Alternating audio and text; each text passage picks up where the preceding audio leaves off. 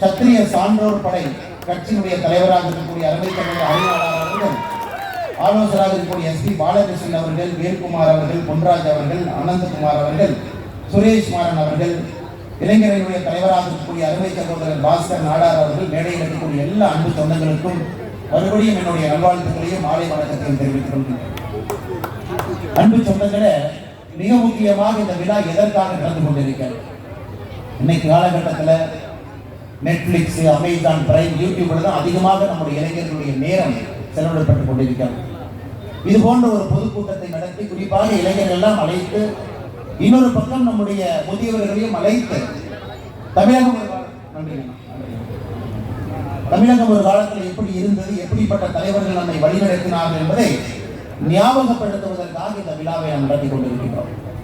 நிச்சயமாக நாம் ஒரு உண்மையை சொல்ல வேண்டும் என்றால், தமிழகத்தில் இன்னொரு ஐயா கர்மவீரர் காமராஜர் அவர்கள் தோன்றுவதற்கு வாய்ப்பே இல்லை. அதெல்லாம் 1000 ஆண்டுகளுக்கு ஒரு முறை இயற்கை தானாக உருவாக்கி ஒரு தலைவனை அடையாளப்படுத்தி காட்டும். அந்த தலைவனுடைய கொள்கையை நாம் பின்பற்றலாமோ தவிர, அந்த தலைவனை போல் வருவதற்கு சாத்தியமில்லாத ஒரு வேலை என்பதுதான் இப்பொழுதும் நான் சொல்லக்கூடிய கருத்து. ஆனால் இன்னைக்கு நம்முடைய நோக்கம் எல்லாம் கர்மவீரர் காமராஜர் ஐயா எப்படி வாழ்ந்தார், அவரிடமிருந்து சில கொள்கைகளை எடுத்துக்கொண்டு அரசியல்வாதியாக இருந்தாலும் சரி, சாமானிய மனிதராக இருந்தாலும் சரி, நாம் எந்த பணி செய்தாலும் கூட கர்மவீரர் காமராஜர் ஐயாவுடைய கொள்கைகளை நாம் எடுத்து நம்மால் செயலாற்ற முடியும். உதாரணத்துக்கு எடுத்து, எத்தனை பேருக்கு தெரியும் கர்மவீரர் காமராஜர் ஐயா 3000 நாட்கள் சிறைச்சாலையில் இருந்தாங்க. 3000 நாட்கள். இந்தியாவுடைய சுதந்திர போராட்டத்திற்காக ஒரு தலைவர். 100 நாள் சிறைக்கு போனவங்க, 2 நாள் போனவங்களுக்கெல்லாம் ஒரு பெரிய சிறை எடுத்து தமிழகத்தில் கொண்டாடி கொண்டிருக்கின்றார்கள். அதை மாற்றி பேசுறாங்க. இவங்கெல்லாம் மீசால போனாங்க, மீசால போனதற்கான குறிப்பே இருக்காது, ஆனா மீசால போனாங்கன்னு பேசுவாங்க.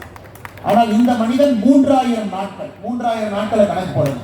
கிட்டத்தட்ட 9 ஆண்டுகள். கர்மவீரர் காமராஜர் ஐயா வாழ்ந்தது 72 ஆண்டுகள். 72 ஆண்டுகள்ல கிட்டத்தட்ட 9 ஆண்டுகள் சிறையில் இருந்திருக்காரு. 3000 நாட்கள் சிறையில் இருந்திருக்கிறார். அது மட்டும் இல்லை, தனக்கு கிடைத்த பொறுப்பை எல்லாம் வேண்டாம் வேண்டாம் வேண்டாம் என்று சொன்ன ஒரு தலைவர். சிறையில் இருந்த பொழுது தன்னை ஒரு பொறுப்புக்கு, ஒரு பகுதியினுடைய மாநகராட்சி தலைவராக தேர்ந்தெடுக்கப்பட்ட பொழுது வேண்டாம் என்று சொன்னார்.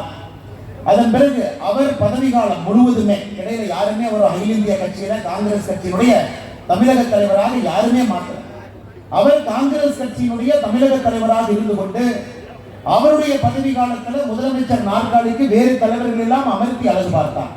எங்கேயும் கூட தான் இந்த பொறுப்புக்கு வர வேண்டும் என்று கொஞ்சம் கூட விருப்பப்படல.